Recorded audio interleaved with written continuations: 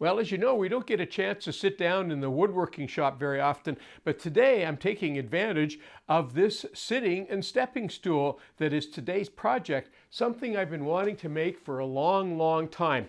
And let me show you how cool this project is. First of all, my lovely wife, well, I helped her make a lovely upholstered top for it. It's very comfortable, and it's a nice firm foam on there. But look at the top of this flips up, and now I have 2 steps, because in my workshop I'm often readjusting lights or changing light bulbs, doing something up in the ceiling, and it's just a little out of my reach. So very often I only need to go in 1 step, but sometimes I need to go up 2, and I have another stepping stool in another part of the building that I have to go and get. So sometimes I'm not as safe as I could be trying to stand on another stool. But now I have a stepping stool that I can use all the time, and when I'm doing Zoom meetings or things like that, I can sit in this position or in my favorite position, which is this one, where I have another step so I can actually vary that. Really cool little project. I enjoyed making it. So stick around. Let me show you how we made this. Okay, before I start cutting into this maple, I wanted you to see this white spalting in here. It's not the prettiest spalting, and I'm just going to cut this maple as though it's normal, and some of that spalting will of course show through.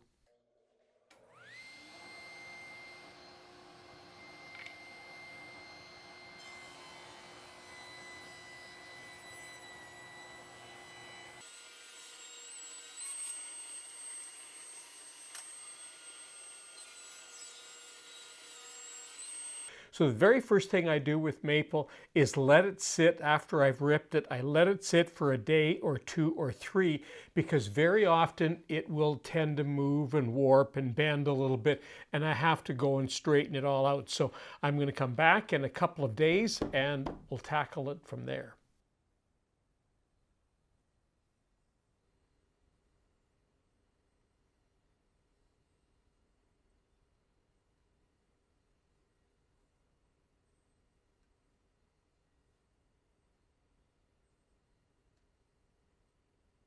So I'm stopping here for a quick interlude.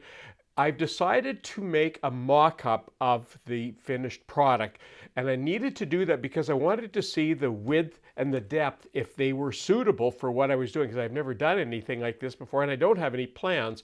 So I just used softwood. I just used pocket holes. It's rickety, some of the joints cracked, but it shows me what this thing is going to look like, so I can proceed now, and I'm happy with my dimensions.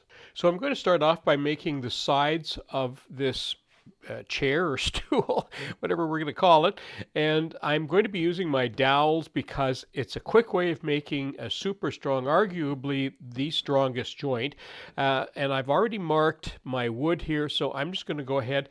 What will show up in the corner right up here in this area is a link. You'll be able to go and check out more on the doweling tools, and that way I don't have to re-show everybody what I'm doing. You can go and check that out. So I'm just going to go ahead now and start making some dowel holes.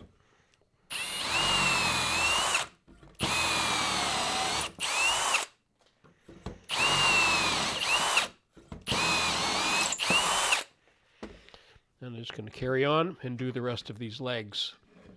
Well, I've finished drilling all the dowel holes, and now comes the magic part of woodworking, when we get to do a dry fit and we get to see what our product's going to look like. So I'm going to speed this up, and I'm just going to hammer through this dry fit. You'll see how it all comes together.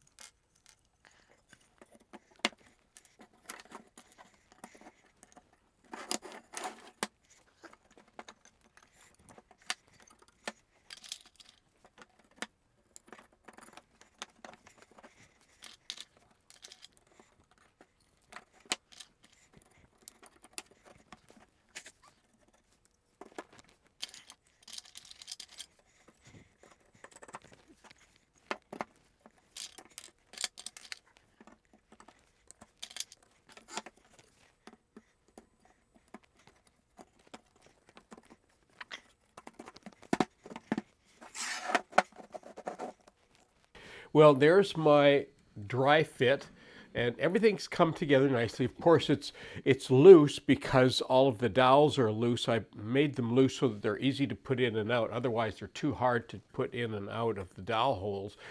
Mostly I want to do that to make sure everything lines up and that all of the dowels are drilled absolutely deep and that there isn't little bits of wood or sawdust or something in them. And there's the mock-up that I made. So you can see that it's pretty, the mock-up was actually pretty close, and of course that's what you would expect from something like that. Now the next thing I need to do is to take all of the dowels out of this, and I'm going to glue this up sort of a panel at a time, or a side at a time. So I'll glue this side up on this side and this on this side, and after they're all glued and hard, I'll put the two of them together. Okay, that's looking awesome. The next thing I need to do is put some steps in here, and I have some plywood. I'm just going to cut that and fit those in there.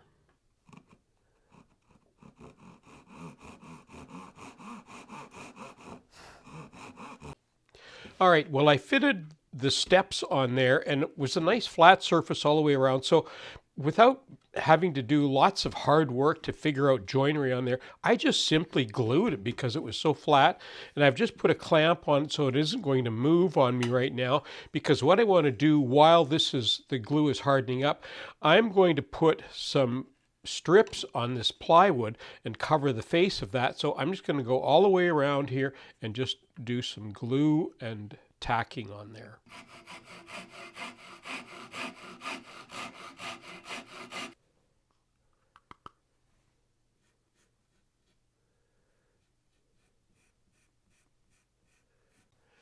All right, there's the first strip going on, and I already glued that end up, and of course I'm going to be pinning these as I go along.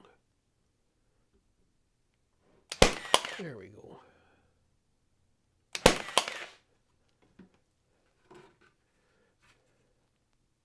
Well, now it's time to do a little bit of finishing here. And because I've struggled trying to find the right finish on here, I don't want something that's going to make the spalting darker as it makes the wood darker. So I want to retain that contrast. So what I'm going to do, I've never done this before, I'm going to let all of this wood age for a year, because the tannin in the wood, it oxidizes with oxygen and it gets darker, but the spalting doesn't have tannin in it, so it should stay white. In fact, it might even bleach over time. So anyway, we're going to come back in a year and see what happens. In the meantime, I am going to finish the steps here, and I'm going to use my go-to product here, which is Osmo. It's a hardening oil, and I just use a little cloth to wipe it on. It's just such an excellent finish. I just love it. So anyway, I'm going to carry on and do that. And this Osmo just puts we just put a very, very light coat on it. I'm just using a little bowl with a little bit of it in there and just spreading it all around here. It's very important to do a very, very light coat. I usually only end up with putting 2 coats on and finishing sanding with a 600 grit between coats. So I'm just going to carry on and finish up this Osmo on this step here, and then we'll move on to the next part. Okay, we're at the point now where we're going to be stapling this to the base, and I have my stapler here, and my wife's going to show me the best way to do this, because we're not anywhere close to experts on this, so we're kind of learning as we go along here.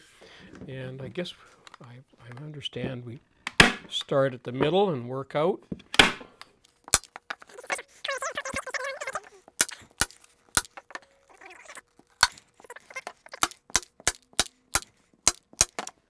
Okay, well, that wasn't so bad. How does that look?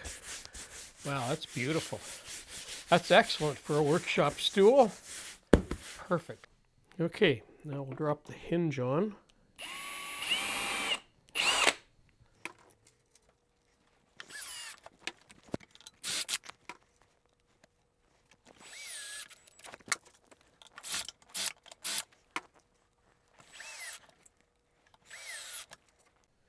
There we go. There's the lock. Okay. Okay, I just have one tiny detail to put on, and this will be just about ready.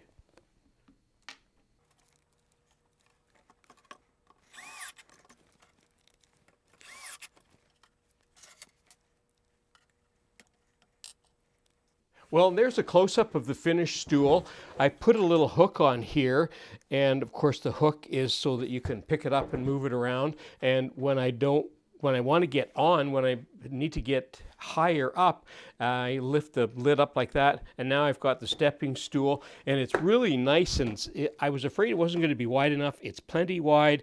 It's super strong, and now I can move around when I have things to do in my ceiling, adjust lights, change bulbs, do things up in the ceiling without having to drag another stepping stool in or a ladder. This gets me up just that height that I need to. The seat is very, very comfortable. I've tried it out when I do Zoom meetings. This is one position that I sit in, but because I now have another stepping position here, if I get tired in one position and want to move around, I can do that now. It's just really comfortable, easy to move around, and very versatile. And I'm looking forward to a year from now to see how this wood oxidizes. So hopefully it'll be even prettier than it is right now. So that concludes my video for today. I'm Colin Canet. Thanks for watching.